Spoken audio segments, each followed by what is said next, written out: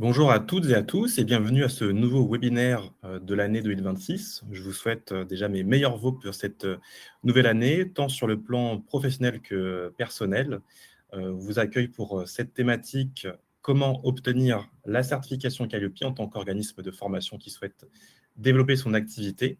On va être ensemble pendant 1 heure dans cette nouvelle installation et je vous propose de vous installer pour ce webinaire qui va se dérouler jusqu'à 15 heures.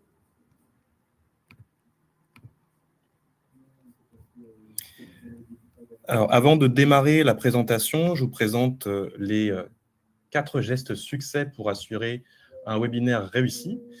Le premier est de couper votre téléphone pour assurer de ne pas être perturbé par les sonneries ou les notifications. Le deuxième va de pair avec le troisième, consiste à l'utilisation de l'outil chat. Donc, vous avez une fenêtre en bas à droite de votre écran qui vous permet de communiquer avec nous. Je vois qu'il y a déjà des messages qui sont arrivés dessus. Je vais aller jeter un œil sur les interactions.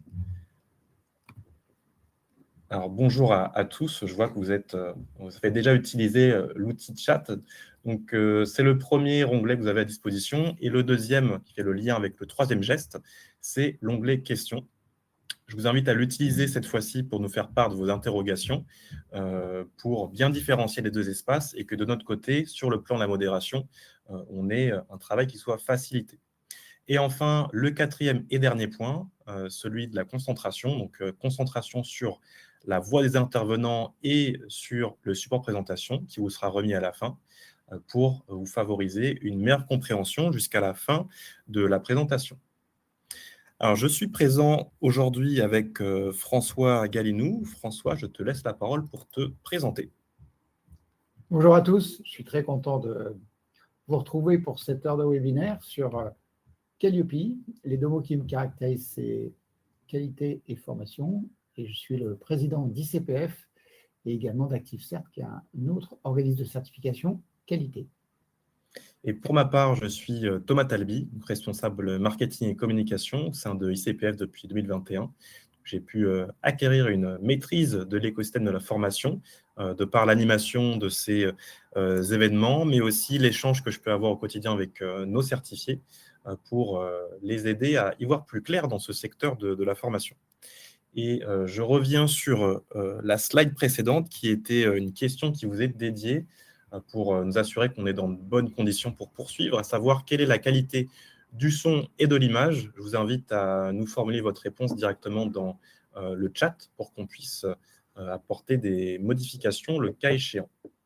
Alors, OK pour Bertrand, top, OK, on a aussi un pouce, super, donc je vois que c'est net pour tout le monde, donc c'est bon signe. Et est-ce qu'on peut avoir les deux images en même temps? Les deux images, c'est-à-dire deux images, une image de moi et une image de toi en même temps? Non, ça on ne peut pas. Ah ouais, donc tu es obligé d'alterner à chaque fois. C'est ça, exactement. Voilà. Donc là, Travail. j'alterne sur François. Voilà, on va alterner en fonction de qui prend la parole. C'est bon. Ouais.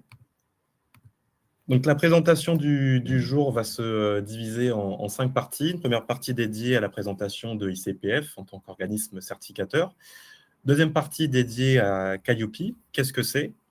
Troisième partie, comment obtenir la certification Calliope. Quatrième partie, que se passe-t-il une fois que la certification est obtenue? Et enfin, cinquième et dernière partie, l'espace de questions et réponses, donc qui sera compris pour les questions qui n'auraient pas pu être traitées au long de la présentation, à savoir que notre objectif est quand même de traiter les questions qui auront un lien direct avec les slides qu'on va voir pour vous assurer une compréhension directe.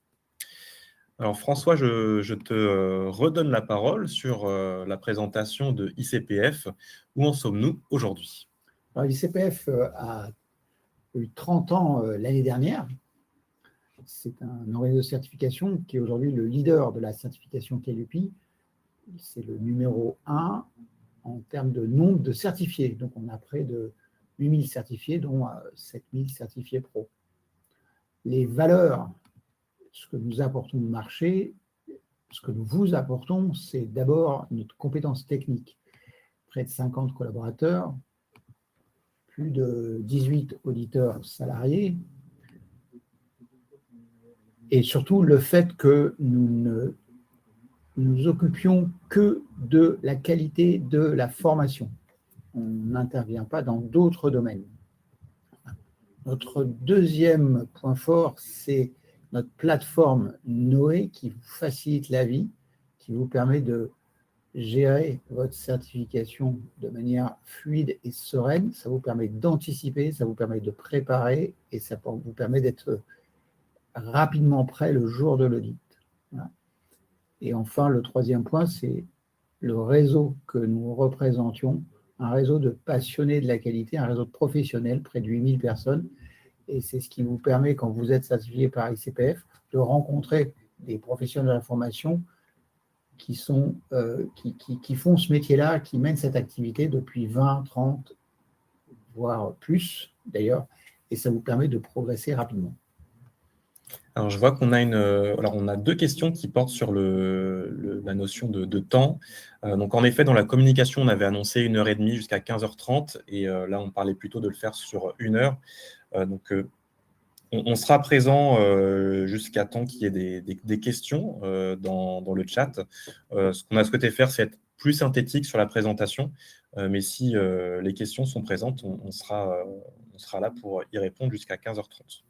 Ce sera vous qui déterminerez du coup jusqu'où on pourra aller. Et je vois la question de Sophie. Oui, il y aura un replay qui vous sera communiqué à la fin de la présentation par email, en même temps que le support de présentation. Alors François, pour rentrer dans le cœur du sujet de Calliope, on va commencer par la présentation de cet escalier où on retrouve la certification Calliope. Quelles sont les différentes marches de cet escalier ? Alors aujourd'hui, en tant que professionnel de la formation, vous vous engagez dans la voie de la qualité. Cette voie de la qualité, c'est ce qui permet de rester et de s'épanouir dans cette activité de formation. La première marche à franchir, c'est l'obtention du numéro de déclaration d'activité. Le numéro de déclaration d'activité, c'est ce qui va vous permettre de créer en quelque sorte votre organisme. C'est l'acte de naissance de votre organisme. C'est le premier pas pour la reconnaissance d'une activité de formation. Dans la réalité juridique, ça n'est pas un signe de reconnaissance, c'est plutôt une obligation, mais en termes juridiques, en droit, vous n'avez pas le droit de communiquer sur le fait que ce numéro de déclaration d'activité vous donne une forme de reconnaissance. C'est un simple numéro d'enregistrement.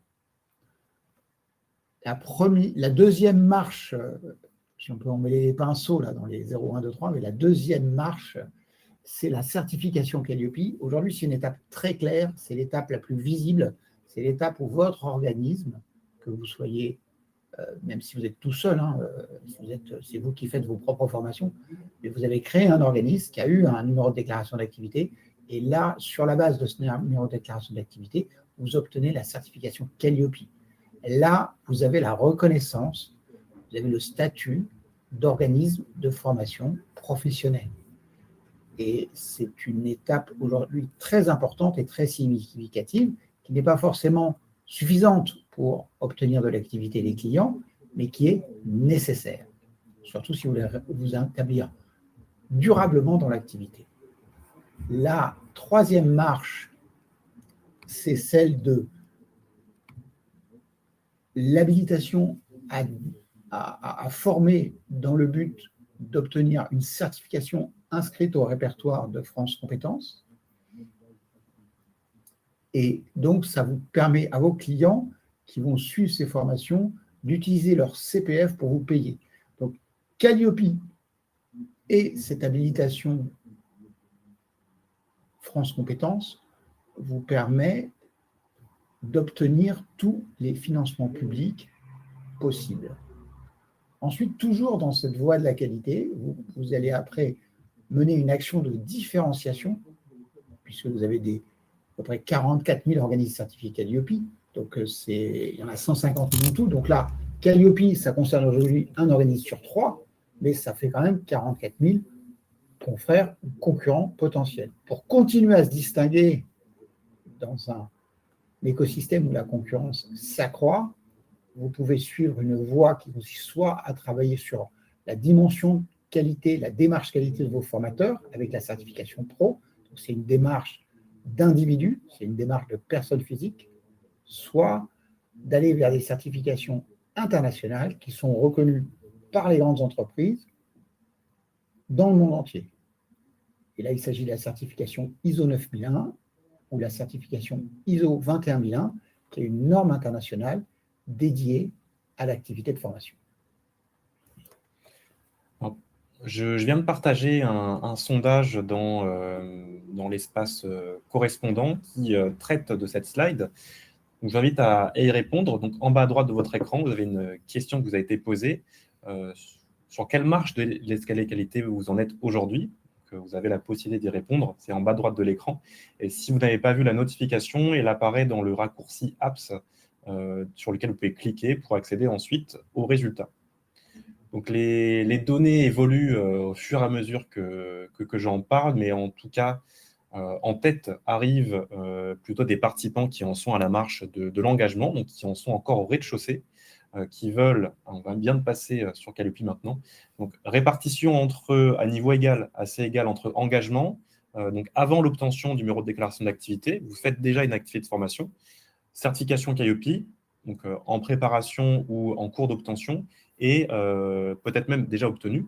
Et l'autre étape, l'autre marche, c'est celle du NDA, donc avec soit une demande en cours, donc le NDA n'est pas encore obtenu, ou alors un NDA qui vient d'être obtenu. Merci pour ces réponses. Vous allez avoir d'autres sondages qui vont vous être posés pour pouvoir continuer à enrichir l'échange entre nous. Alors, avant de passer à la partie qui nous intéresse le plus, je vais vous poser une question pour nous permettre de visualiser un peu mieux ce que vous êtes venu chercher aujourd'hui en termes d'informations. Donc, quelles sont vos préoccupations concernant la certification Calliope? Je vous invite à y répondre directement dans le chat pour qu'on puisse identifier ce que vous voulez savoir aujourd'hui.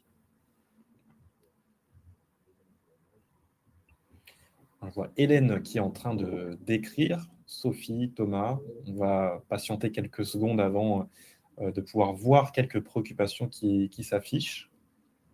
On avait déjà un message, Dominique, qui indiquait être déjà certifié, mais qui te présente pour effectuer une veille. Pour Sophie, c'est les démarches effectuées, le tarif. Plutôt Hélène en réflexion de certification.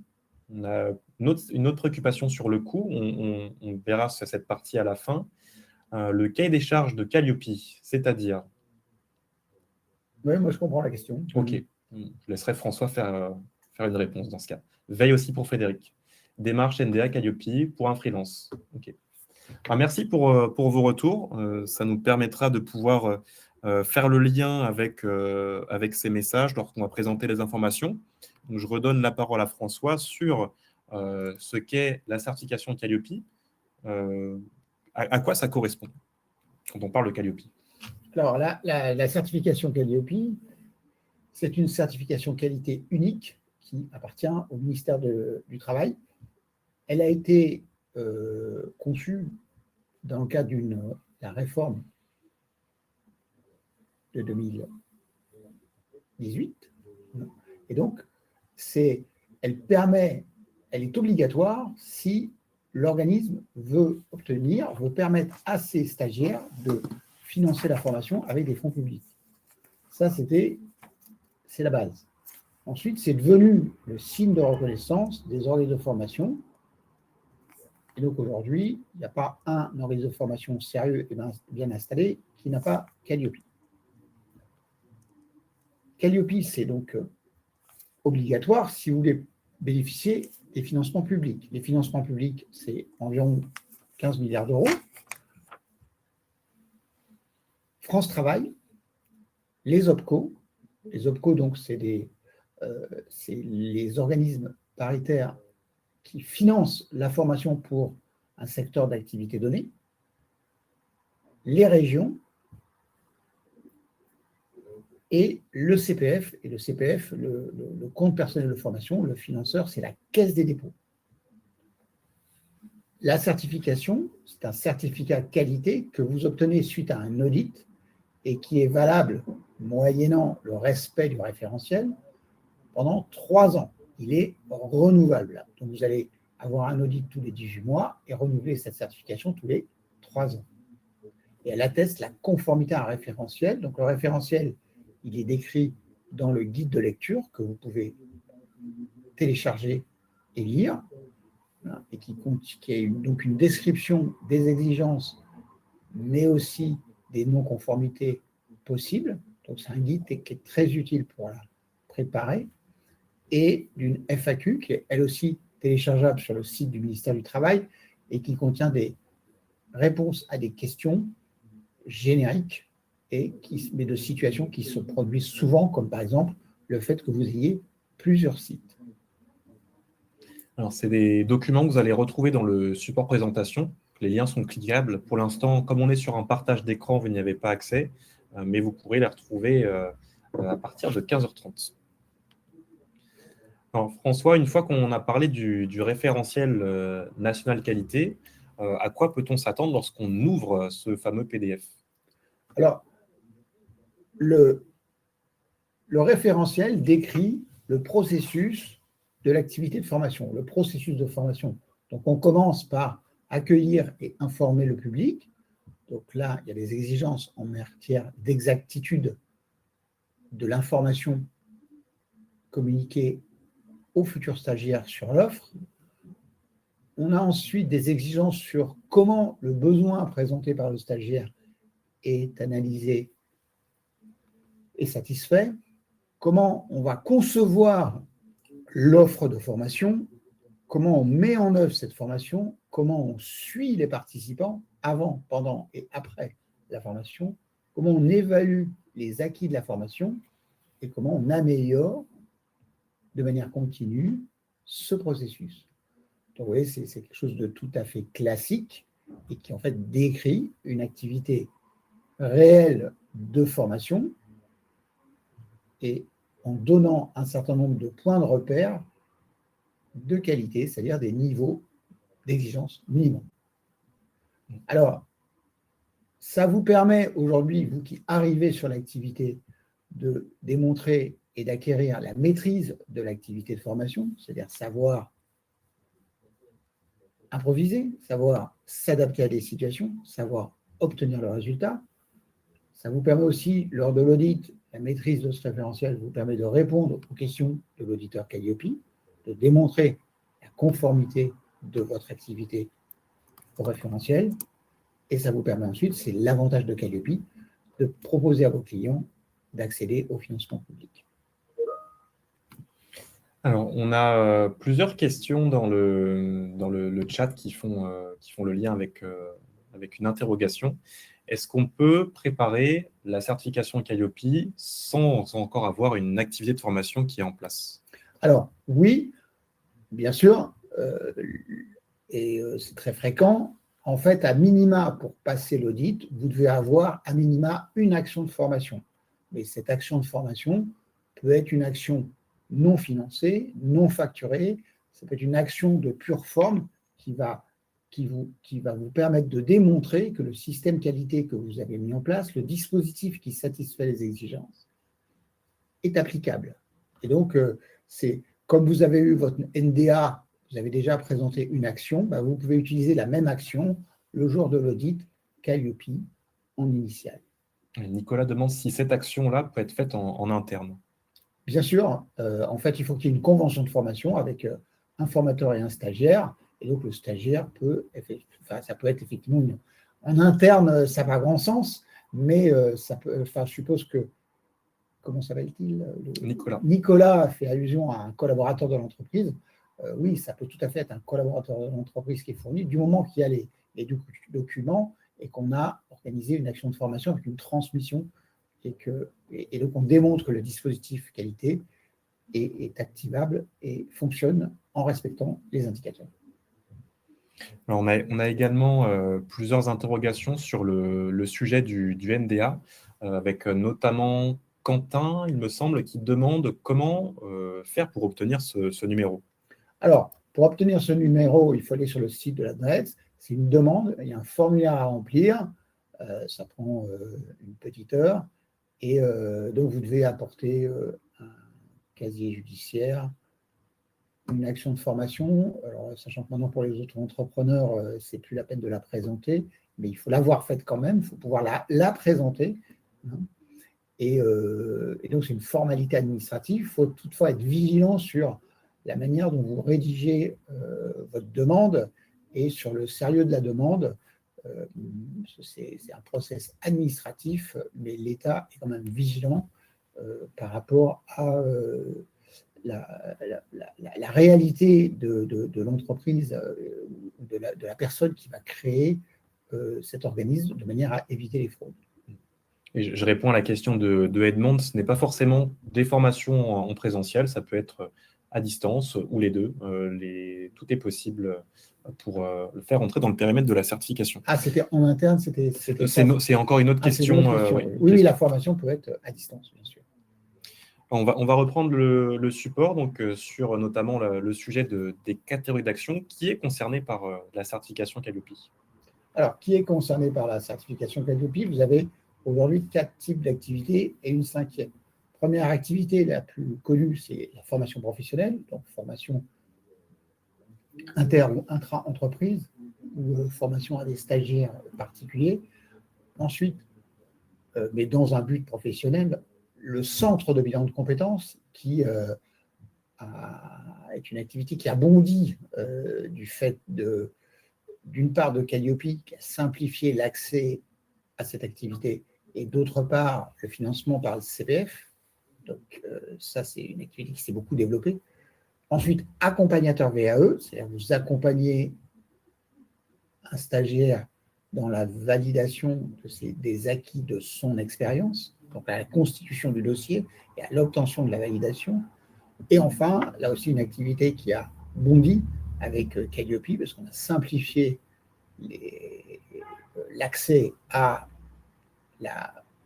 l'activité de formation d'apprentis. On a créé des CFA d'entreprise. Et donc là, c'est donc tout ce qui concerne l'apprentissage. On a une question de Sophie qui nous permet de faire une habile transition. Sophie demande, elle indique travailler pour des organismes de formation déjà certifiés Calliope, et elle demande comment cela se passe, sachant qu'elle n'a pas ses propres formations. Alors, c'est la 5e catégorie que j'évoquais tout à l'heure. Donc, on n'est pas dans la transition, mais on est dans la continuité. On ramène Sophie à partir de sa préoccupation première. Et donc là, la question de la sous-traitance. Donc, il y a des milliers d'intervenants sous-traitants qui travaillent soit pour des CFA, soit pour des organismes de formation, soit pour des prestataires de bilan de compétences. Et ces sous-traitants se posent la question à savoir, est-ce qu'il faut avoir ou pas Calliope? À cela, j'apporte 2 réponses. La première, c'est que quand la formation, l'action est financée par le compte personnel de formation, ou potentiellement finançable par le compte personnel de formation, la certification Calliope est obligatoire. Ça, c'est un point. Mais cette obligation, c'est une obligation pour le donneur d'ordre. Donc, c'est le donneur d'ordre qui doit vous imposer Calliope et vérifier que vous n'êtes pas dans le cas particulier où il y a exemption. Ça, c'est première réponse. Deuxième élément de réponse, la sous-traitance en formation professionnelle mène à tout, à condition d'en sortir. Et donc, l'intérêt d'avoir Calliope, c'est que ça vous permet d'aller chercher des clients en direct, d'une part, et d'autre part, ça vous permet de rassurer votre donneur d'ordre. Merci pour cette réponse, François. On passe maintenant à la slide qui concerne les motivations d'obtenir la certification Calliope.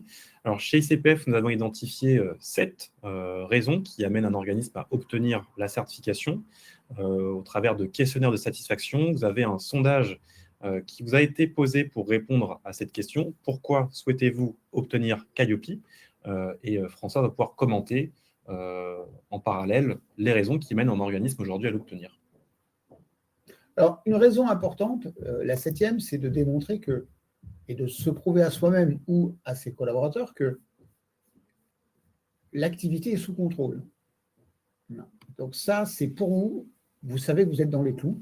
Et de ce fait, c'est beaucoup plus facile d'entreprendre parce que vous avez tous les 18 mois un audit qui vous rassure, qui vous dit, OK, ce que je fais, je suis dans la voie de la qualité, mon équipe est dans la voie de la qualité et j'amène une preuve à mon équipe qu'elle est dans la voie de la qualité. Et ça, c'est très rassurant, ça permet d'entreprendre, de créer de la valeur. Vous pouvez aussi rassurer les donneurs d'ordre dans le cas d'appel d'offres. Vous pouvez rassurer vos clients sur la capacité à obtenir des financements publics. En fait, on dit, quand vous regardez l'activité, sauf par exemple un CFA ne peut pas exister sans financement public. Il n'y a pas de financement privé ou très peu de l'apprentissage. En revanche, en formation professionnelle, il y a des financements privés directs. Toutefois, ce qu'il faut bien comprendre, c'est que 100% des stagiaires, 100% des entreprises cherchent à obtenir les financements publics. L'époque où les entreprises ne savaient pas qu'il y avait des financements publics de la formation est révolue. Aujourd'hui, les entreprises sont organisées et elles veulent demander le financement public, même si elles ne l'obtiennent pas. Or, si vous n'avez pas Calliope, vous ne pouvez même pas leur permettre de demander le financement. Donc, à l'arrivée, les financements représenteront peut-être que 10 ou 25% de votre chiffre d'affaires, ce qui est à peu près la norme aujourd'hui. En revanche, 100% des demandes, 100% de votre chiffre d'affaires reposera sur le fait que votre client a pu demander le financement public. Après, vous avez aussi le fait que Calliope vous permet de prouver que vous répondez aux exigences des clients. La formation professionnelle, c'est un produit complexe. Le stagiaire, le donneur d'ordre, l'entreprise, n'est pas toujours à même d'évaluer la qualité d'une formation. Il n'est pas toujours à même d'évaluer la qualité d'une compétence. C'est pour ça qu'on a besoin de certificats. De la même manière qu'un passager n'est pas en mesure d'évaluer la qualité d'un avion, n'est pas en mesure d'évaluer la qualité d'un vol. Il va voir ce qu'il voit, mais on peut dire que dans le cas d'un voyage en avion, la question principale, c'est la sécurité, et le passager n'est pas en mesure d'évaluer le degré de sécurité qu'il a dans l'avion. C'est pour ça qu'il y a besoin de certificats, c'est pour ça qu'un avion, transport aérien, il y a des milliers de contrôles qualité, il y a des milliers de certificats dans un avion pour un vol, et pour le transport aérien, c'est des milliers de certificats. Donc nous, en formation professionnelle, au début de ce domaine-là, et on n'a qu'un seul certificat. Et ce certificat, il a d'importance parce qu'il apporte de l'assurance. Alors, je vous ai partagé un deuxième sondage dans l'espace correspondant. Je vois que vous êtes déjà nombreux à avoir répondu à la question. Pourquoi souhaitez-vous… Une équipe très dynamique aujourd'hui. Hein, exactement, et ça fait plaisir à voir. Hein, voilà. Merci à vous d'être présents. Ça y est, on est en 2026. Ils sont là, c'est ils ça, sont voilà. là. Motivation du début d'année et bonne résolution sûrement. Donc je vous invite à répondre au sondage si vous ne l'avez pas encore fait. On peut voir arriver en tête l'objectif de pouvoir valoriser la qualité de votre organisme de formation, suivi de près par la motivation de l'accès au financement à 22% et ensuite, en troisième position, de trouver des nouveaux clients à 17%. Donc je vous invite aussi, si c'est votre cas, il y a aussi la possibilité de renseigner une réponse autre pour les personnes qui auraient une motivation qui ne serait pas présente dans le sondage, à nous l'indiquer dans le chat pour qu'on puisse la découvrir. Et on va avancer sur la présentation, notamment en passant à l'étape 3 de cette présentation qui concerne l'obtention de la certification, à commencer par le parcours de certification. J'ai vu notamment dans le chat une question sur combien de temps ça prend de passer de l'étape 1 à l'étape 7. Donc là, on est seulement sur une étape 5 pour l'obtention du certificat. Étape 7, on est plutôt sur le renouvellement de la certification. Mais en termes de temps, François, combien de temps ça prend et qu'est-ce qui se passe dans un parcours de certification comme avec ICPF? Alors, en termes de temps, il y a le moment où vous avez décidé de faire la demande et pour obtenir le certificat. Donc, le temps le plus court entre le moment où vous allez faire la demande, alors La demande, c'est que pour obtenir une proposition de contrat en certification qualité, il faut faire une demande. Cette demande doit être formelle. Donc, vous êtes obligé, vous devez, et nous aussi, de remplir un formulaire. Donc là, vous allez créer un compte et remplir ce formulaire en ligne et il va être soumis. Et là, en contrepartie, alors nous, on est très rapide puisque dans un délai de 15 minutes à une demi-heure, on va vous envoyer une proposition avec un budget, une date et des modalités. À partir de là, vous allez signer cette proposition qui va se transformer en contrat. Et donc là, c'est comme un billet d'avion, il faut rester dans l'aéronautique. Donc c'est comme un billet d'avion, vous avez votre billet d'avion. Donc là, qu'est-ce que vous faites? Vous faites votre valise. Faire sa valise pour la certification qualité, c'est préparer votre audit de certification. Vous allez récupérer votre action de formation, vous allez récupérer le dispositif que vous avez conçu pour, en conformité avec l'action, vous allez préparer l'action de formation, vous allez vérifier qu'elle est bien documentée, et donc là, vous allez vous préparer pour l'audit. Donc ça, on verra après. Donc ça prend entre... si vous êtes déjà prêt, c'est-à-dire que vous avez déjà eu Calliope, c'est quelques jours. Si votre organisme de formation est en création, vous n'êtes pas tout à fait prêt, ça peut prendre 3-4 semaines. Voilà. En fait, il faut avoir une activité, je dirais, il y a le fait d'être prêt à dérouler l'activité de manière conforme, de manière professionnelle, et il y a le fait de soumettre cette activité à l'audit. Mais je pars du principe qu'en fait, je ne compte pas dans le temps le fait de monter l'activité.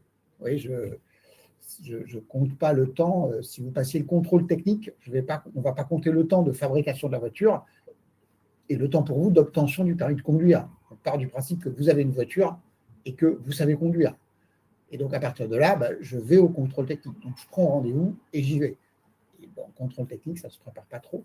Mais là, il y a un peu plus de préparation à l'audit, mais il faut bien distinguer le temps de monter en compétence, parce qu'aujourd'hui, vous ne maîtrisez pas complètement l'activité de formation, si vous êtes débutant, et le temps vraiment inhérent à l'audit. Un professionnel aujourd'hui qui va passer un audit, qui a déjà passé un audit Calliope, il nous demande, il fait sa demande lundi, il passe l'audit aujourd'hui, voire il peut passer l'audit le lendemain. Vous voyez ça, quand on maîtrise, ça va très vite. Surtout avec nous, compte tenu du volume de clients qu'on a, on peut vous proposer des dates très rapides en urgence, comme on dit, donc ça a moins de 3 semaines. Et après, on a des clients qui planifient leurs audits à 1 an. Alors après, vous avez l'audit proprement dit, qui en règle générale dure une journée. Et ensuite, il y a des non-conformités ou pas. Donc, s'il n'y a pas de non-conformité, vous avez le certificat avec un délai moyen de 10 jours ouvrés. Et s'il y a des non-conformités, là, ça peut prendre 15 jours, on va dire, pour les traiter, voire 10 jours. Et donc là, vous allez avoir un délai moyen d'obtention de certificat de 15 à 20 jours ouvrés après l'audit. Voilà. Alors, ça dépend. Là, nous, on a un délai à peu près incompressible de réponse de quelques jours, mais ça va dépendre surtout de vous, la vitesse à laquelle vous allez traiter les non-conformités. Mais ça, c'est un point sur lequel on va revenir après. En gros, je dirais, si vous avez déjà eu Calliope, c'est une affaire à 15 jours. Si vous ne l'avez jamais eu, c'est une affaire entre 1 mois et après le temps auquel il faut rajouter le temps de préparation et le temps de conception du dispositif qualité de l'organisme s'il n'est pas déjà conçu et maîtrisé. Alors, on a Edmond qui résume. Donc, un pro déjà aguerri à Calliope peut l'obtenir la certification en 48 heures, mais qu'en est-il des débutants? Donc, là, les débutants, ça va prendre... alors, le débutant, certains sont très pressés, donc ils vont... en initial, ils peuvent... ça peut se faire en 15 jours parce qu'ils vont prendre un système qualité déjà préparé et donc ils vont... en recourant au conseil, etc., s'ils sont très pressés ou pas. D'ailleurs, en y allant, ça peut prendre très peu de temps parce qu'en fait, il va passer l'audit. on va dire qu'il va prendre peut-être entre 5 et 10 non-conformités, mais s'il travaille beaucoup, il les corrige toutes, et donc en 15 jours, 3 semaines, il est certifié. En fait, l'obtention de la certification à l'initiale, c'est une simple question de volonté de travail. Et il faut être bien clair, hein, c'est-à-dire que si vous allez jusqu'au bout, il n'y a pas de virtuosité. Si je reprends mon exemple, je vais rester là, je suis dans l'avion, j'étais en voiture, on va prendre le permis de conduire.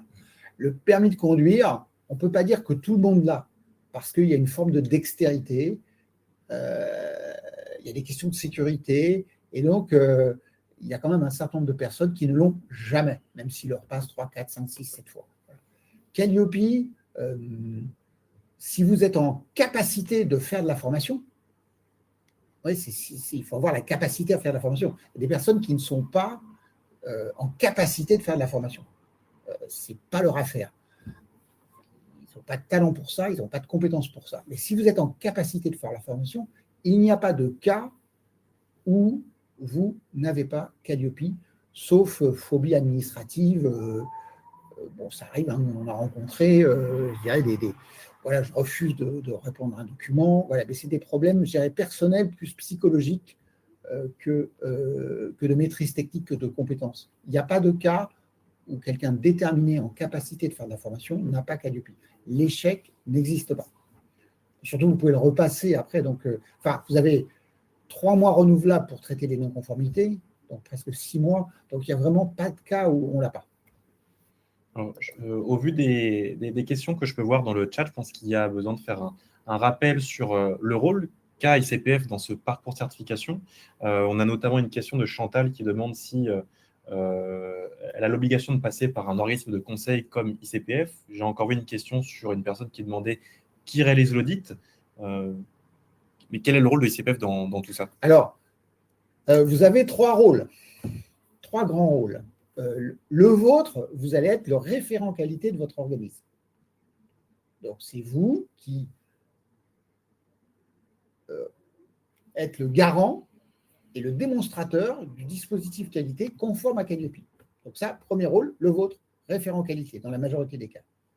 Ensuite, on va voir les variantes. Deuxième rôle, l'auditeur et l'organisme de certification. Donc ça, c'est nous. Et on va donc vous recevoir ou on va aller chez vous. Et pendant une journée, vous allez nous présenter votre organisme de formation et la conformité, comment vous avez élaboré un système qui vous permet de respecter les différentes exigences.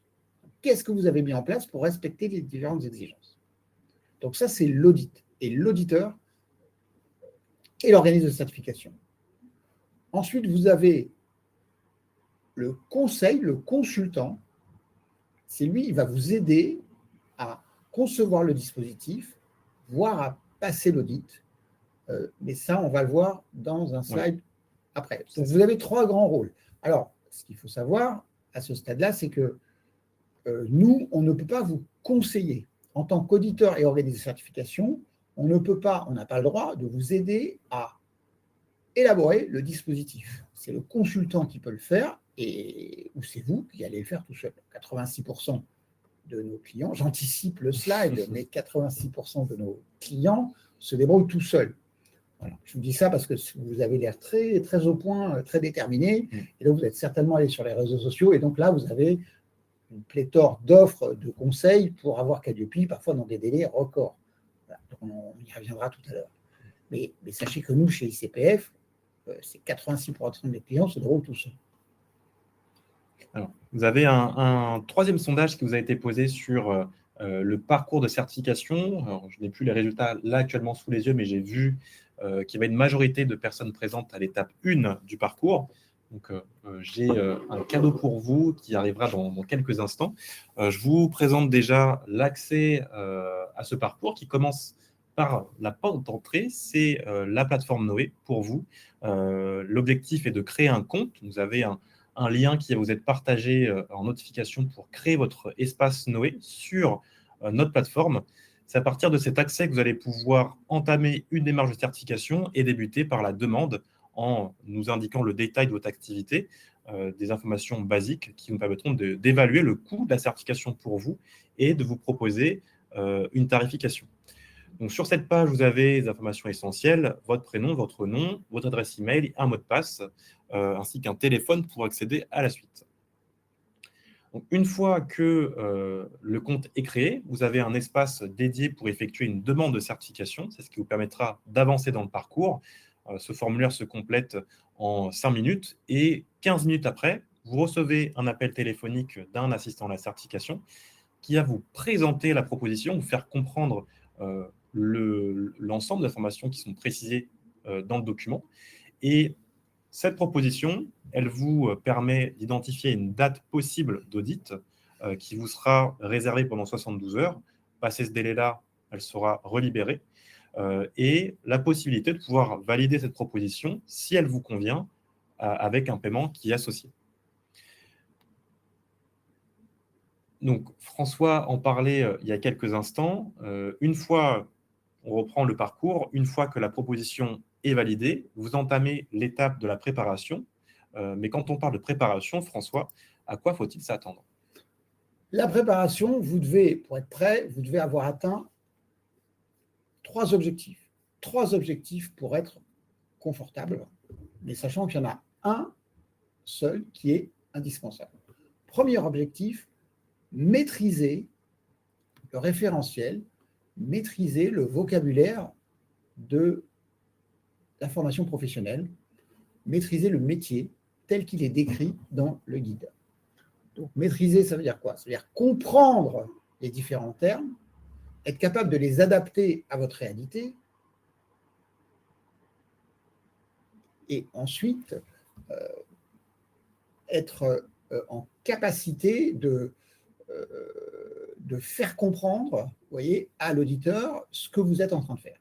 Donc ça, c'est la maîtrise, et ça s'obtient par la montée en compétence. C'est-à-dire que vous allez monter en compétence sur le référentiel en vous formant, en lisant, en étudiant ce référentiel ou en vous faisant accompagner dans la maîtrise de ce référentiel. Il se trouve que pour Calliope, c'est un point qui n'est pas évalué par l'auditeur. C'est-à-dire que l'auditeur n'évalue pas votre maîtrise du référentiel. Et c'est bien dommage. En revanche, ce qui est indispensable, c'est d'avoir élaboré une description du dispositif point par point avec des preuves qui démontrent que votre dispositif, votre organisation respecte le référentiel. Et ça, c'est cet objectif 2, il est indispensable, c'est ça qui est audité. Troisième objectif pour éviter des pertes de temps, du stress ou des pertes d'énergie, c'est de faire un audit à blanc, donc un audit qui ne compte pour du beurre, si ce n'est que ça vous permet de prendre la posture de l'audité, de comprendre comment l'audit va se passer et de comprendre aussi comment l'auditeur se comporte, qu'est-ce qu'il cherche, qu'est-ce qu'il veut, et d'avoir un premier retour. Donc ça, c'est vraiment la préparation. Donc cette étape 3, elle est facultative, elle n'est pas indispensable, mais je vous la conseille vivement si vous passez un audit de certification pour la première fois. Alors, nous, on ne peut pas vous aider à élaborer le dispositif, étape 2, et on ne fait pas non plus l'étape 1, c'est-à-dire qu'on ne fait pas votre activité. C'est-à-dire que nous, on ne fait pas de formation. Vous avez certains de nos confrères qui ont des organismes de formation. Nous, on respecte strictement les exigences de la 17065, qui est notre Calliope à nous, c'est la norme ISO 17065, et donc on n'effectue pas l'activité de nos clients. Voilà, on ne sera jamais votre concurrent parce que nous, on ne fait pas de formation. Voilà. On maîtrise pourtant, et on pourrait, je vous le dis, mais on n'en fait pas. Et donc, mais vraiment, l'étape indispensable, c'est d'élaborer le dispositif, et tout est dans ce dispositif. Et si vous n'avez pas Calliope, c'est que le dispositif tel que vous l'avez présenté n'est pas conforme. Donc, une fois que la préparation est faite, vous êtes prêt à passer l'audit, vous rencontrez l'auditeur, donc sur un échange qui dure environ une journée. Donc, pour bien faire comprendre en quoi consiste l'audit, François, comment peut-on détailler la différence de posture d'un côté du référent qualité, donc c'est le candidat à la certification face à l'auditeur qui est là pour évaluer donc, la conformité de l'organisme. Alors, je vous rappelle que vous êtes le référent qualité, et donc la première chose à bien avoir en tête, et c'est le plus dur pour les organismes de formation qui sont organisés tout seuls, c'est-à-dire si vous êtes le seul, c'est-à-dire que là, en fait, au début, sur les premiers audits, vous jouez votre vie, c'est-à-dire que vous avez l'impression que c'est vous qui êtes audité, et de ce fait, le risque de stress est très important. En fait, l'auditeur ne s'intéresse pas à vous, l'auditeur s'intéresse à ce que vous lui présentez, au dispositif, à la démonstration.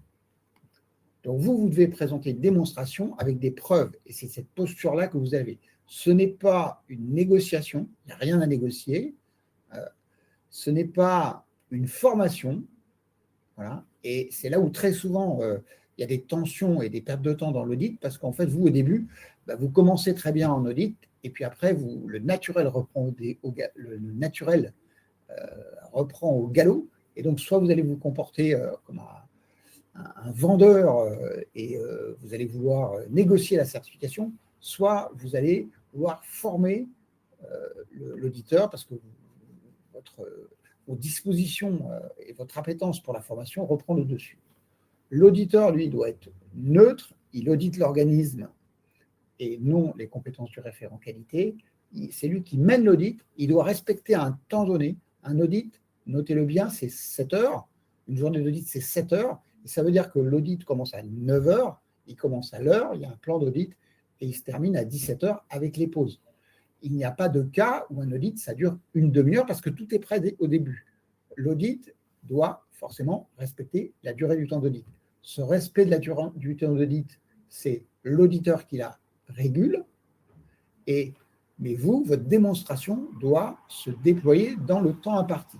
Si ça dépasse, vous prenez plus de temps, il y aura un complément d'audit et ce sera à vos frais. Si vous faites moins de temps, l'auditeur, lui, va trouver d'autres éléments à auditer et l'auditeur, lui, va faire l'audit jusqu'au temps imparti. Et surtout, lui, sa posture, c'est de constater les non-conformités de manière formalisée. C'est pour ça qu'à la fin de l'audit, normalement, vous avez un rapport avec une restitution et c'est sur la base de ce rapport que vous allez avoir des non-conformités à traiter ou pas.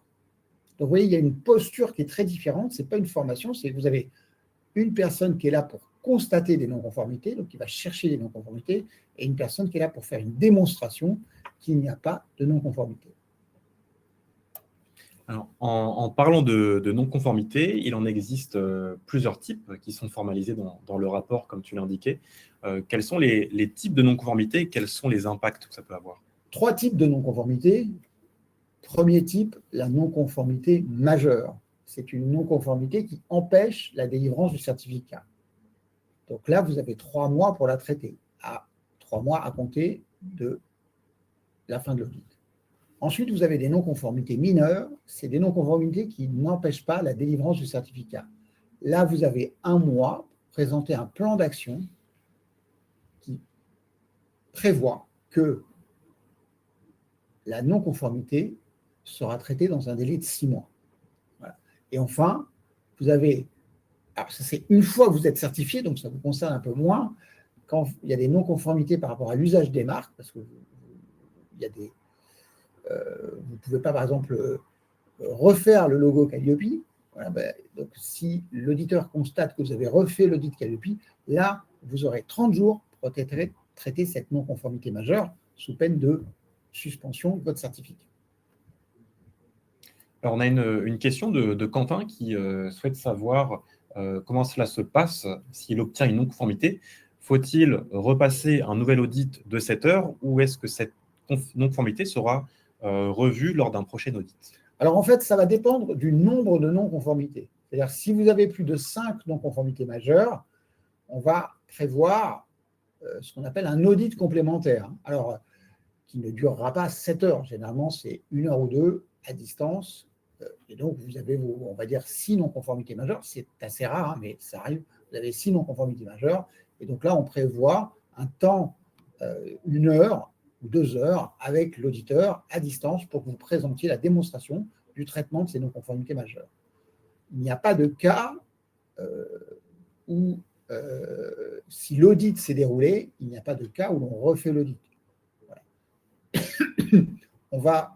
Alors, par contre, à l'extrême, il est possible que l'audit complémentaire dure 7 heures, mais là, c'est vraiment dans le cas où le référent qualité est arrivé complètement les mains dans les poches et n'avait prévu aucun dispositif, ce qui arrive, ça arrive exceptionnellement, mais on a eu une cliente qui arrive, qui a pris, elle le savait, hein, elle a passé l'audit comme ça, et à la fin, on lui dit, mais vous n'aviez rien préparé du tout. Elle dit, oui, je suis venue pour voir. Et en fait, elle n'avait pas voulu faire un audit à blanc, elle a voulu faire un vrai audit tout de suite. Et donc après, elle a dû prendre, je crois, un record de 22 non-conformités majeures et quasiment 1 ou 2 par indicateur. Et elle a donc tout traité après dans le délai de 3 mois avec un audit complémentaire. Alors, une fois l'audit déroulé, qu'il y ait ou non non-conformité, vous arriverez à l'obtention de la certification. Donc, félicitations. Nous sommes impatients de pouvoir vous suivre jusqu'à cette étape qui va être pour vous, je pense, un grand moment de bonheur. Donc, en tant qu'organisme certifié, vous accédez au droit d'utilisation de la marque, du certificat, du logo. Et pour arriver jusque-là, posez certainement la question, comme vous l'avez formulé au début, du tarif. Donc, combien coûte l'obtention de la certification Calliope, François? Alors, le budget le budget minimum d'une certification Calliope, c'est 1 190 €. Ça comprend la journée d'audit initiale à 995 € et ça comprend des frais techniques de dossier d'émission de certificat. À partir de là, vous avez des options qui vous permettent d'avoir des services complémentaires, donc la planification urgente, vous les avez en bas en vert, l'assurance report, si vous voulez reporter la date sans frais, le pré-audit, voilà, tout ça est en plus, les frais de déplacement, tout ça sont des frais en plus. Globalement, le panier moyen chez ICPF, c'est 1 500 €, sachant qu'un certain nombre d'entre vous, ils vont payer 1 190, la majorité, et puis certains vont prendre des services complémentaires parce qu'ils sont pressés, parce qu'ils veulent un audit plan parce qu'ils considèrent que leur temps, il vaut mieux gagner du temps en étant dans les conditions les plus confortables possibles. Voilà. Donc nous, on a un système, on a Air France et Transavia. Je reviens dans les avions, mais vous voyez, vous avez notre service de base. Si vous ne prenez aucune option, on est parmi les moins chers du marché. Et ensuite, par contre, on est capable de faire une classe business pour ceux qui veulent aller très vite et qui font beaucoup de volume. Voilà, parce qu'on a des organismes où il y a 70-80 centres. Voilà. Alors après, vous rentrez dans le système du PASS, il faut financer la surveillance, il faut financer les audits de surveillance et de renouvellement, puisque une fois la certification obtenue, vous rentrez dans la phase de surveillance, c'est comme ça qu'on dit, ça fait peur. Et donc, on vous surveille. Donc, on est là, Thomas, tous les jours, vous regarde, il regarde ce que vous faites.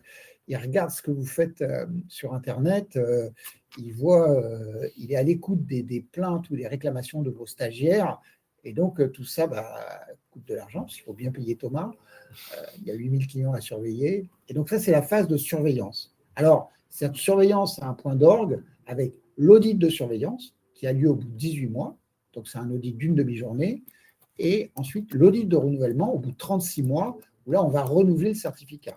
Donc, vous voyez, il y a une phase de surveillance avec des audits. Alors, pour payer cette prestation-là, on a le pass classique, Serenity ou groupe. Donc, le pass classique, c'est 525 € par an. Et là, tout est compris, sauf les frais de déplacement et les éventuelles options que vous pourriez prendre au moment où on va planifier cet audit. Alors, pass Serenity ou groupe, je vais les décrire, mais oui, le piège que tu m'avais tendu au dernier audit ne fonctionnera pas cette fois-ci parce que je sais que tu as fait un slide. Oui, alors le slide, le voici. J'étais en train de répondre dans le chat. Voilà. Plusieurs choses à la fois. Tu es en train de surveiller des clients. Voilà. Oui. Alors, le pass classique, vous voyez, il y a une date de paiement fixe, c'est une redevance annuelle. Ça finance la surveillance et le renouvellement, et vous avez un accès au service client par messagerie. Voilà. Alors après, avec le Pass Serenity, ça c'est si vous êtes tout seul, vous avez je ne connais pas tout par cœur, mais la replanification sans frais, l'accès au service client par téléphone, un chargé de planning et un chef auditeur dédié, un traitement prioritaire dans les revues, donc ça va plus vite, vous avez une sorte de coupe-fil, et une remise sur les certifications ISO et Pro, et des invitations à nos événements triannuels ou biannuels, qui sont les ICPF Networking. Voilà. Donc ça, c'est un ensemble d'avantages, alors qui ça s'adresse à des personnes qui sont sensibles au coût du service, mais aussi à ce que ça rapporte et veulent avoir un parcours le plus facilité possible. Ensuite, vous avez l'option le Pass Group. Le Pass Group, c'est quand vous gérez plusieurs certificats. Alors, paradoxalement, quand vous avez un organisme de formation, ça va. Quand vous en avez 2, ça va. Quand vous en avez 70, en fait, c'est plus cher. Pourquoi? Parce qu'en fait, vous devez gérer 70 certificats, vous devez gérer 70 managers, et si vous êtes une franchise ou un groupe de centres de formation, en fait, vous avez plusieurs personnes impliquées qui prennent des décisions, qui donnent une obligation, et là, la coordination entre les différents certificats avec les dates, les frais de déplacement, c'est beaucoup plus compliqué. Par exemple, je vous donne un exemple, vous avez un groupe de formation avec un centre de formation à Rennes, un centre de formation à La Rochelle, un centre de formation à Paris. Et en fait, c'est 3 centres qui ont du personnel indépendant, et ces 3 centres qui ont 3 NDA pour eux, et donc 3 certificats Calliope. Mais en fait, il y a une équipe qui gère la qualité, et donc il faut qu'ils se coordonnent. Et bon, il s'avère que, par exemple, si c'est mal coordonné en termes de date, ils organisent mal l'audit, ils se trompent, et en fait, le jour de l'audit, l'équipe n'est pas au bon endroit. Et donc là, il y a un report, il y a des frais de report. Mais en fait, l'erreur, elle est entre le patron du centre de La Rochelle et le patron du centre de Paris, qui paye les frais. Donc là, nous, on a vu tout ça, et ça posait des problèmes. Et donc, c'est pour ça qu'on a fait ce Pass Group qui permet d'avoir tous les certificats et de gérer la planification des audits. C'est-à-dire qu'il y a un référent qualité. Dans ces grands groupes, c'est comme ça. C'est l'outil du référent qualité groupe, du directeur qualité groupe, qui va pouvoir gérer tous les certificats avec les dates, planifier les audits, préparer en coordination avec les différents responsables de centre. Donc, les avantages avec l'obtention de la certification Calliope avec ICPF, c'est un kit de communication qui vous est également remis depuis la plateforme Noé. C'est un document PDF dans lequel vous retrouvez l'ensemble des bonnes pratiques à mettre en œuvre pour la communication au travers de cette obtention de certificat qui vient remplacer en fait, l'autoproclamation qui peut être faite par un organisme non certifié. Donc, ce plan de communication est accompagné aussi d'un bandeau de communication avec le logo Calliope, celui de ICPF et le périmètre de certification de votre organisme, le certificat, bien entendu, qui est lui directement sur Noé, et l'accès aussi, en troisième temps, à l'annuaire des certifiés. C'est une page dédiée à votre organisme qui est présente sur notre site internet et qui vient renforcer la visibilité de votre organisme, de votre offre pour vos stagiaires et d'autres personnes qui souhaiteraient vérifier que l'organisme est bien certifié. Alors, je parlais tout à l'heure d'un cadeau, plus précisément. Donc, ce cadeau, c'est l'offre élaboration. C'est une option payante qu'on vous offre aujourd'hui en tant que participant au webinaire Calliope. Donc, valable uniquement pour les personnes qui en sont sur un cycle initial d'obtention de la certification Calliope. Donc, pour rappel, cette option, c'est un espace documentaire qui est associé à la plateforme Noé, qui s'active une fois que vous êtes en préparation de dossier, dans lequel vous pouvez ajouter des éléments de preuve, donc des documents de différents formats, PDF, Word, images, et d'avoir un espace indicateur par indicateur pour les attacher. Également, saisir du texte pour accompagner ces fichiers-là. Et c'est un espace qui sera aussi utile pour l'audit, puisque vous pourrez présenter à l'auditeur de manière plus simple ces éléments de preuve, indicateur pour indicateur. Donc, en amont, pour vous, c'est un gain de temps. Et aussi, le jour de l'audit, vous aurez plus de facilité à présenter les éléments de preuve à l'auditeur. Donc, pour bénéficier de l'offre, donc elle est valable aujourd'hui uniquement, il vous faut faire une demande de certification depuis la plateforme Noé. Donc, on vous l'a partagé tout à l'heure, et renseigner le code Web 20 dans l'encart qui est dédié aux commentaires pour le choix de la date de l'audit. Alors, on va avancer sur la présentation, et d'ailleurs, on est à la fin au niveau de la conclusion. Donc, François, on est pile à l'heure, il est 15 heures. Conclusion sur l'essentiel à retenir de la certification Calliope. D'abord, félicitations Thomas pour ce brio dans la maîtrise du timing. Tu pourrais travailler dans un organisme de certification. Le temps est très important. Alors, Calliope, c'est incontournable si vous voulez être un acteur de la formation. C'est un moyen d'améliorer la qualité perçue de votre offre avant de faire la formation. Pour vos clients, c'est une assurance. Calliope, le gros avantage, c'est que Calliope, c'est connu par les entreprises aujourd'hui. Et c'est une marque qui est de plus en plus connue. C'est aussi la possibilité pour eux de demander le financement. Calliope avec ICPF, c'est travailler avec la référence du secteur. C'est, si on était un de nos commerciaux, c'est un ancien joueur de foot, et il dit... Et quand il a passé son entretien de recrutement, il m'a dit, mais je lui ai demandé, mais pourquoi voulez-vous venir à ICPF? Il m'a dit, ICPF, c'est le Real. Voilà. Donc, j'ai eu des frissons, et toute la boîte a eu des frissons, rien que quand on raconte cette histoire. Mais vous voyez, c'est ce que nous, l'état d'esprit qu'on veut faire comprendre aujourd'hui. Et c'est pour ça que on a la reconnaissance aujourd'hui de nos confrères du marché sur cette exigence qu'on peut avoir et sur le fait qu'on emmène un grand nombre de personnes à la certification. Alors, on va passer à la séance de questions-réponses. Il y a de nombreuses questions qui sont non traitées. Je vous remercie pour l'engagement que vous avez fait preuve tout au long de la présentation. On va pouvoir... Oui, Bertrand, oui, c'est sûr, oui, ça permet la prise en charge financière. Oui, ça c'est la motivation première. Mais en fait, je vais vous dire, je ne vous crois pas parce que ça fait 40 ans que je fais ce métier-là. Et qu'en fait, je peux vous dire que s'il y a bien une profession où on se soucie peu de l'argent, c'est bien la profession la profession des formateurs. J'ai fait 14 ans dans l'informatique et je peux vous dire que c'est un autre état d'esprit par rapport à l'argent. Donc, oui, la motivation financière, mais en fait, quand on creuse bien, on voit bien que ce n'est pas pour ça qu'on fait de la formation aujourd'hui en France. C'est pas malheureusement ou heureusement, ce n'est pas que pour ça. Ouais. C'est le point commun, je trouve, entre très bien, voilà. surtout un métier de passion, la passion qui rassemble les certifiés. Donc, pour aller plus loin dans votre démarche, on vous a partagé plusieurs liens pour accéder à la plateforme Noé, effectuer votre demande de certification pour bénéficier de l'offre.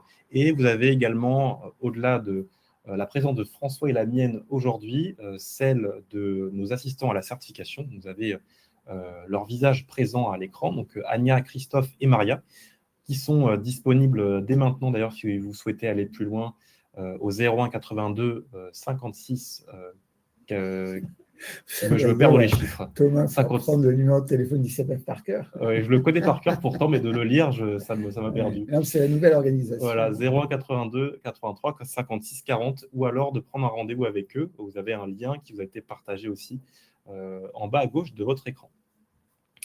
Donc, avant de passer au traitement des questions, je vous rappelle que vous allez recevoir un questionnaire à la fin de satisfaction qui va vous demander ce que vous avez pensé du webinaire sur la qualité de l'intervention de François, de la mienne, l'animation, le support, le son. Donc, ce sera l'occasion de nous le faire savoir et aussi nous suggérer des nouvelles thématiques qui vous intéressent peut-être déjà aujourd'hui, qui seront vos préoccupations dans la suite du parcours. Alors, en termes de questions, je vais afficher donc, tout cela. Je vous invite aussi à voter. Vous avez la possibilité de voter pour les questions qui vous semblent les plus pertinentes pour qu'on puisse les prioriser. Parce qu'il y en a, je pense, une vingtaine qui sont là. Alors, je vais prendre la première. Pour ce qui est des tarifs, on les a déjà indiqués, donc je pense que cette question a été traitée. Alors, ça ne fait que bouger. Qu'en est-il des organismes qui proposent de gérer toute la démarche? Alors, en fait, il y a effectivement un certain nombre d'organismes qui Alors, il y en a beaucoup et voilà. Alors, ces organismes vous proposent, enfin, ce que vous allez comprendre dans leur proposition, c'est qu'ils gèrent toute la démarche. Alors, en fait, certains d'entre vous, parfois, vous comprenez que c'est eux qui mandatent l'organisme de certification. Alors, sachez que ça, c'est impossible. En fait, à un moment ou à un autre, c'est vous qui allez signer le contrat.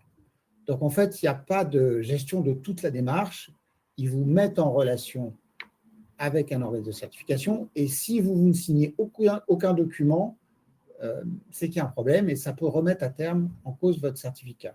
Donc, il y a quelqu'un qui peut vous accompagner tout au long, mais c'est vous qui allez signer le contrat. C'est-à-dire c'est votre entreprise qui allez signer le contrat. Oui.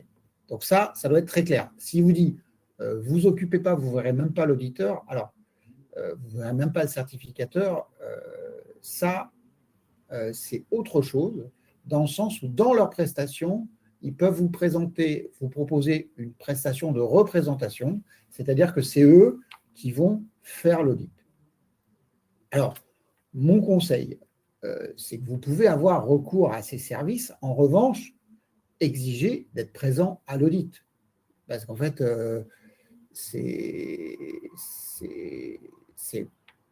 ça me paraît essentiel que vous soyez présent à l'audit. Et que là, c'est un problème qui va être corrigé à terme, parce que je dirais la législation telle qu'elle est organisée aujourd'hui permet cette facilité-là, en quelque sorte, ce qui n'est pas une facilité, parce qu'en fait, vous ne savez pas ce qui se passe, et dans 18 mois, soit vous refaites appel au même consultant pour passer l'audit, etc., soit vous faites appel au même prestataire, et donc ça vous coûte beaucoup plus cher, en fait, puisqu'il vous représente. Donc, une journée d'audit, une demi-journée d'audit de surveillance, une journée. Voilà. Donc, en fait, vous avez un accompagnement et donc, cet accompagnement peut vous proposer de vous représenter. Alors après, vous avez des accompagnements qui sont proposés par des professionnels qui, eux, qui viennent du monde de la formation, qui viennent du monde de la qualité, qui, eux, vont vous aider à concevoir le dispositif.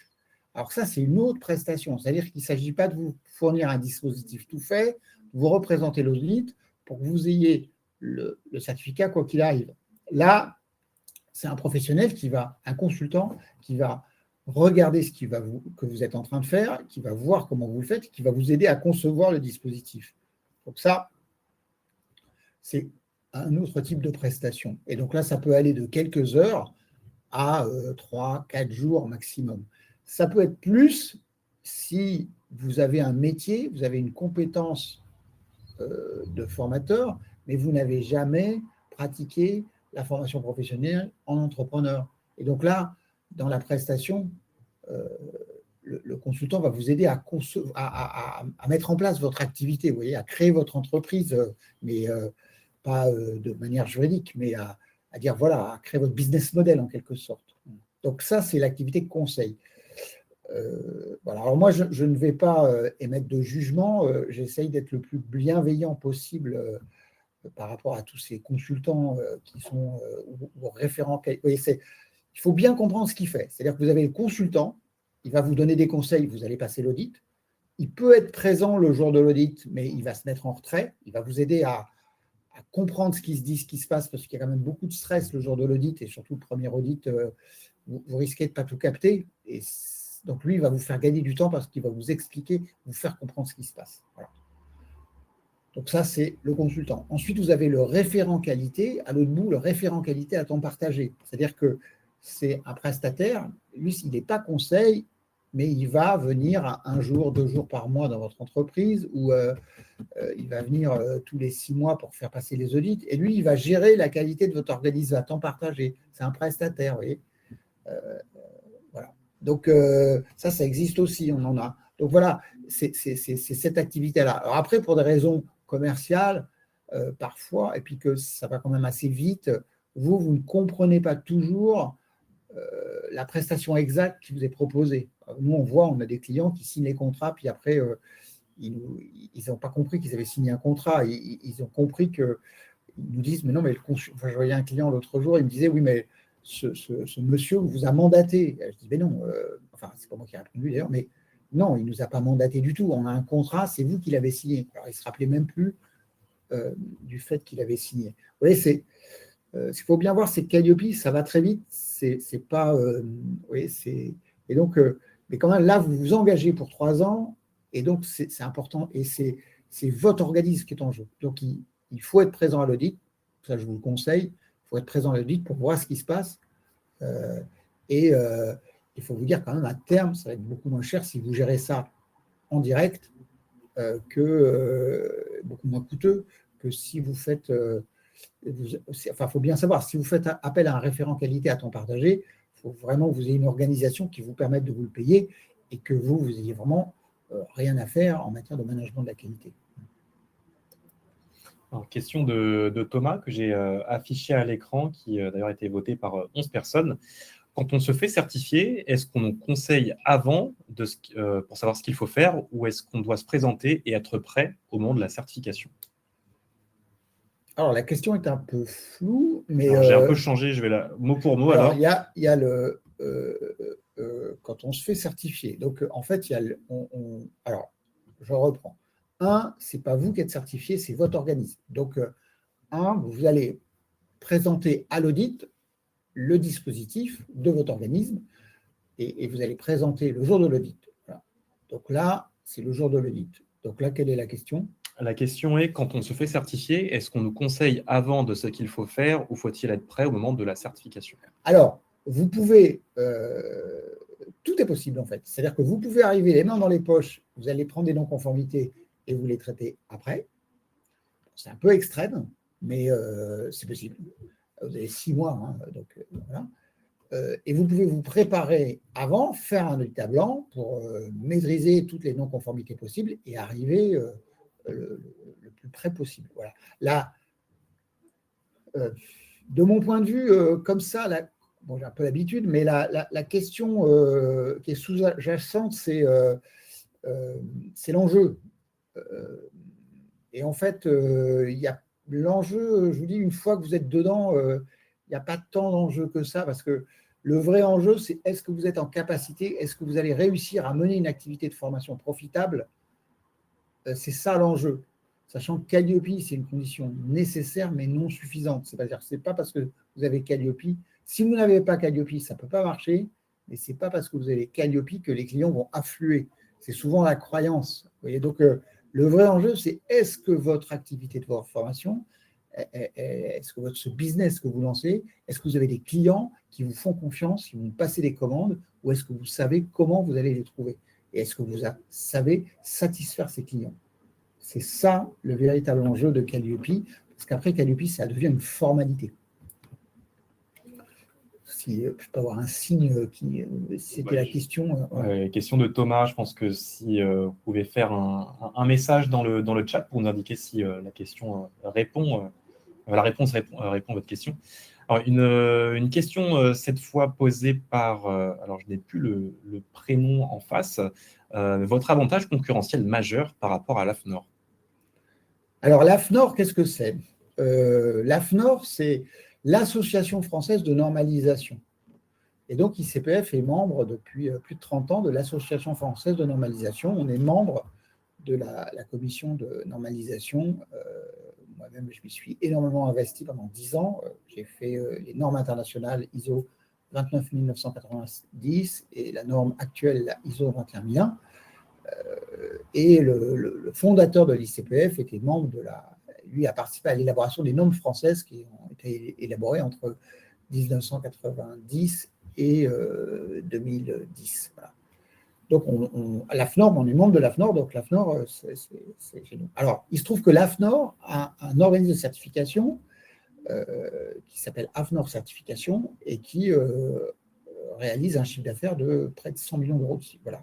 Et donc, c'est donc une structure importante, plus importante que nous, mais c'est une structure généraliste. Donc, nous, voilà, c'est une grosse machine en quelque sorte. Alors, nous, on a, je dirais, 3 avantages concurrentiels. Un, c'est la reconnaissance du marché. On a aujourd'hui presque, on va dire 40% de clients de plus. Voilà. 2, la qualité de notre service. Donc, on a une qualité de service qui est éminemment supérieure du fait de notre plateforme qui est beaucoup plus performante que le système informatique de l'AFNOR. Voilà. Et 3, l'équipe ICPF, 50 collaborateurs, il n'y a pas 50 personnes à temps plein qui travaillent sur la qualité de la formation à l'AFNOR. C'est des assistantes, des commerciaux, des auditeurs, mais qui font plusieurs dispositifs. Donc, c'est… Voilà. Alors, ce qui fait qu'en fait, quelqu'un qui ne connaît pas le marché de la formation, la marque AFNOR aujourd'hui est beaucoup plus connue que la nôtre. Alors maintenant, depuis quelques années, la marque ICPF, dans le monde de la formation, c'est la marque la plus connue et la plus reconnue par rapport à celle d'AFNOR. Bon, il y a d'autres grands concurrents que… En fait, vous avez 2 types de concurrents. Vous avez des TPE, enfin des TPE, des PME, donc des sociétés qui font entre 200 000 et 2,5 millions d'euros de chiffre d'affaires. Donc ça, généralement, c'est les sociétés qui sont arrivées en 2019 sur Calliope. Voilà. Donc ça, c'est des PME très réactives, mais qui sont vite saturées parce que le marché Calliope, c'est un marché avec des vagues. Et donc, à un moment, vous n'avez pas de clients et à un moment, vous en avez… nous, on a depuis 2019, notre journée la plus basse en termes de chiffre d'affaires, il y a eu certains jours, on a dû faire 2 000 euros de chiffre d'affaires. En moyenne, on fait 20 000. Et la journée la plus haute, on a fait 150 000 euros. Donc, vous voyez la variation en termes de demande. Une entreprise qui va faire 2 000 euros un jour et 150 000 euros un autre jour. Et d'ailleurs, ça devait être, ça se trouve, dans la même année, puisque les 150 000 euros, on les a fait le 31 décembre 2021. Et c'est notre record de chiffre d'affaires. Plus de 100 demandes qui sont arrivées et qui ont été contractualisées en une journée. Voilà. Là, ça, c'est, vous voyez, la réalité du marché Calliope. Donc, une structure comme la nôtre, elle arrive on s'est organisé pour ça, on ne fait que ça. Donc, on sait gérer ces variations de demande, mais des TPE, des PME, soit ils ont trop de monde, soit ils n'en ont pas assez. Et du coup, ils ont des phases de saturation. Alors, ça, c'est notre avantage concurrentiel par rapport à eux, en termes de notoriété. Et de l'autre côté, on a des structures très importantes. L'AFNOR, c'est un peu à part, mais c'est quand même une structure très importante. C'est le leader de la certification qualité en France. Et après, vous avez des noms très connus. Mais eux, généralement, leur business, c'est… ils vont faire entre 1,5 million et 3 millions d'euros, quand nous, on en fait 8 sur la qualité de la formation. Mais c'est des structures très connues comme SGS, Bureau Veritas, mais ils sont très, très loin derrière nous. Et généralement, ils travaillent sur leur écosystème. Voilà. Mais après, bon, c'est vrai que c'est des marques connues, alors ça va attirer le client. J'ai une question posée par Hélène qui indique avoir effectué sa demande mais n'a pas vu où rentrer le code promo pour les options élaboration. Alors, il n'est pas trop tard. Je m'assurerai personnellement que ce soit compris par les opérations, donc assistant à la certification. Mais si une personne vous appelle avant que j'ai pu passer le message, vous pourrez l'indiquer lors de l'échange téléphonique. Oui, elle rectifiera au moment de la proposition. Ce sera proposition. rectifié sur la proposition. Alors, une autre question a été posée que j'ai partagée à l'écran. Est-il préférable de faire certifier une action de formation, un programme ou un catalogue de plusieurs formations? Alors, en fait, avec Calliope, vous ne pouvez pas certifier une offre de formation donnée. Donc, vous ne pouvez pas dire… vous ne pouvez pas dire, voilà, ça, j'ai l'offre de formation qui est sous la certification Calliope et j'ai une autre offre de formation, mais qui n'est pas sur la certification Calliope. Donc, en fait, vous allez faire certifier toute votre offre de formation. Alors, merci François pour la réponse. Je pense qu'il y avait d'ailleurs plusieurs personnes qui étaient dans cette interrogation. Alors, question suivante. Donc, pour demander Calliope, devons-nous être dotés d'un logiciel de formation qui permet la gestion de l'offre de formation, devis, programme, gestion, planification, évaluation, etc. Ou pouvons-nous utiliser d'autres moyens comme Excel ou Word? Alors, évidemment, là encore, les consultants vous disent que c'est absolument indispensable d'avoir un consultant pour passer la certification.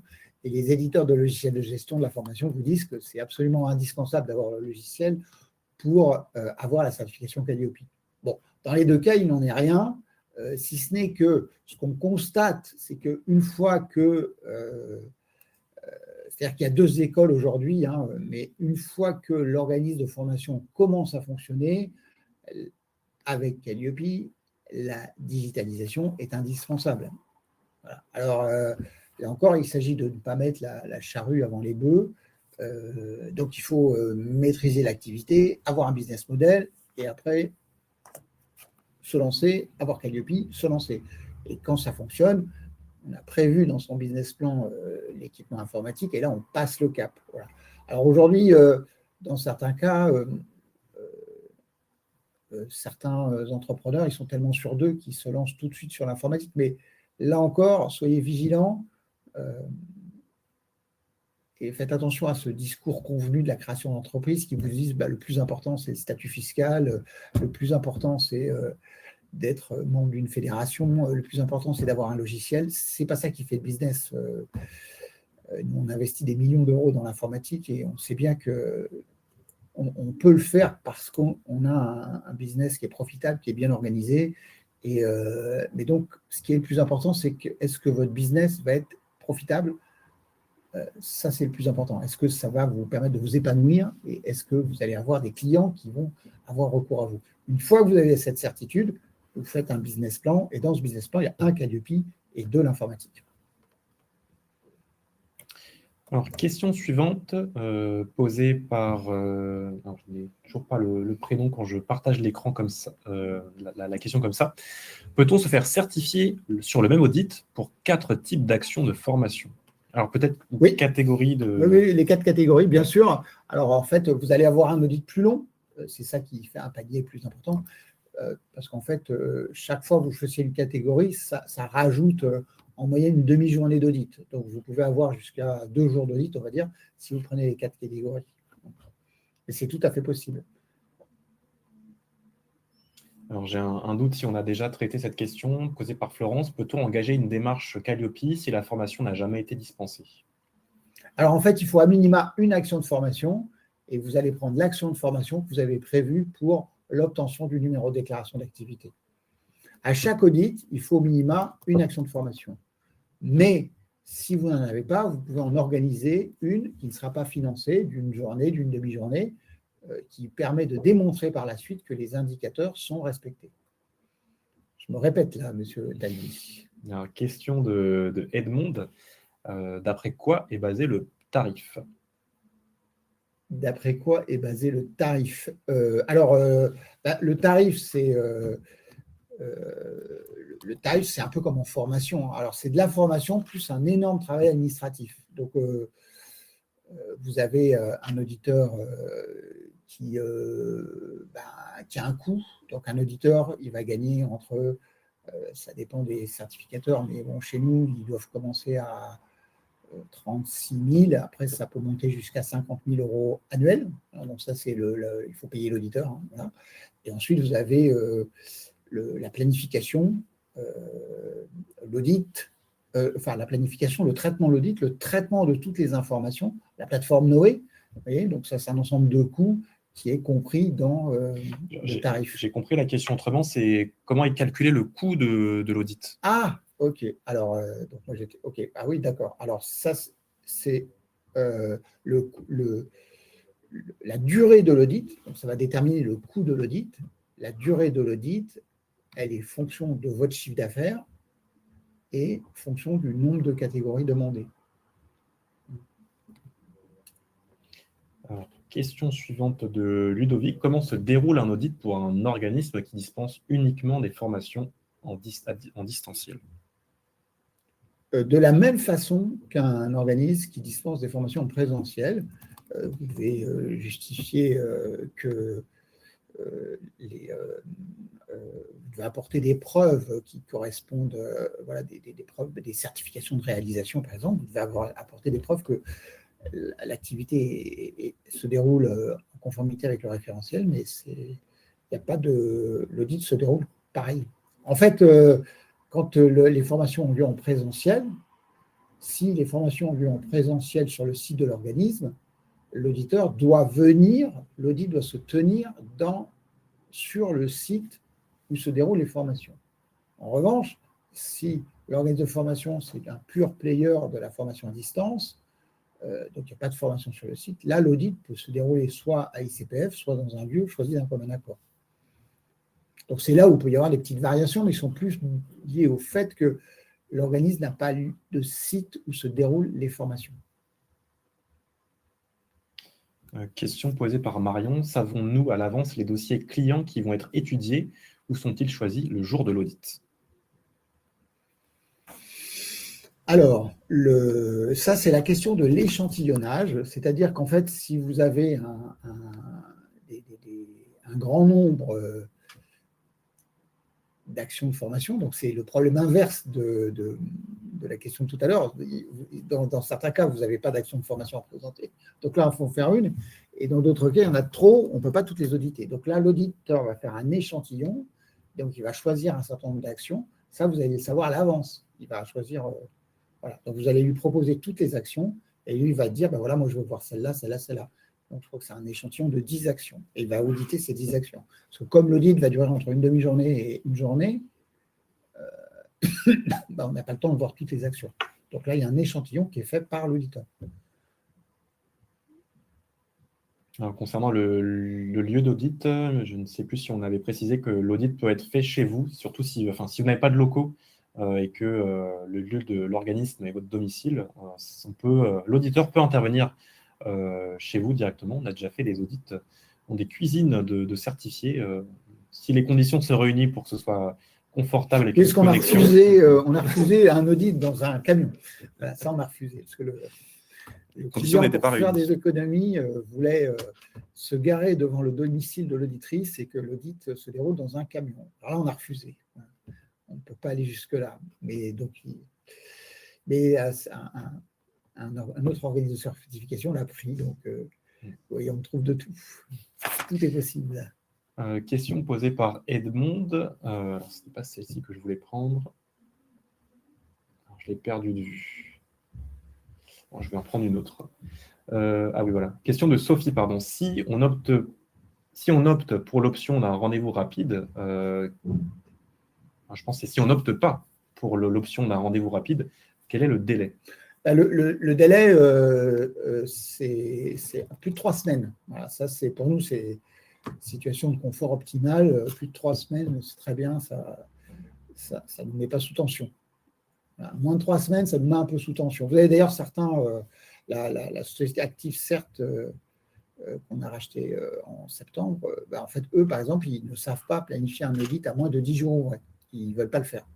Parce que ça fait de la planification, il y a quand même un certain nombre de formalités administratives chez nous à gérer, de l'administratif à mettre en place, des informations à recueillir. Et donc, nous, on est très organisés et très rapide. Mais oui, à plus de 3 semaines, pour nous, c'est là où c'est ce qui va coûter le moins cher. Alors, est-il possible d'obtenir Calliope sans avoir la nationalité française? Alors, la question, c'est de savoir s'il est possible. Alors, ce qu'il faut obtenir, c'est le numéro de déclaration d'activité. Donc, en fait, la question, c'est de créer une entreprise en France et de faire en sorte que cette entreprise ait un numéro de déclaration d'activité. Et là, on peut avoir Calliope. Alors, par contre, là où c'est problématique, c'est que si vous êtes... vous n'êtes pas, c'est pas le fait que vous soyez de nationalité française ou pas, c'est si vous n'êtes pas résident français. Et là, vous êtes, je sais pas, en Pologne et vous voulez faire des formations en France et vous résidez en Pologne et vous n'avez pas de structure en France. Là, pour avoir un numéro de déclaration d'activité, il faut faire se représenter. Il faut trouver un organisme en France qui accepte de vous représenter pour que vous puissiez avoir Calliope. On va terminer sur la notion de délai. Je vois qu'il y a un minima encore 2 autres questions qui traitent de ce point. Peut-être les traiter en simultané. Une question de LI Remake. Pour un novice, quel est le délai record minimal d'obtention de Calliope? Et une autre question qui était de savoir si on met une personne à mi-temps sur Calliope, en combien de temps peut-elle arriver à l'obtention du certificat? Alors, dans tous les cas, la véritable question, c'est est-ce que l'organisme de formation est opérationnel ou pas? C'est-à-dire que, est-ce que l'organisme de formation et le dirigeant, hein, le manager, sait piloter une activité de formation? Ce n'est pas toujours le cas. Admettons que c'est une filiale d'un grand groupe, et puis le jeune cadre, il est chargé de manager, de monter une activité de formation, il n'est pas prêt.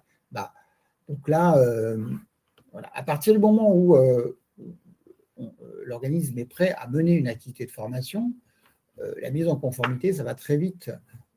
Donc, le dossier, la démonstration peut être présentée, peut être préparée par quelqu'un qui est à mi-temps.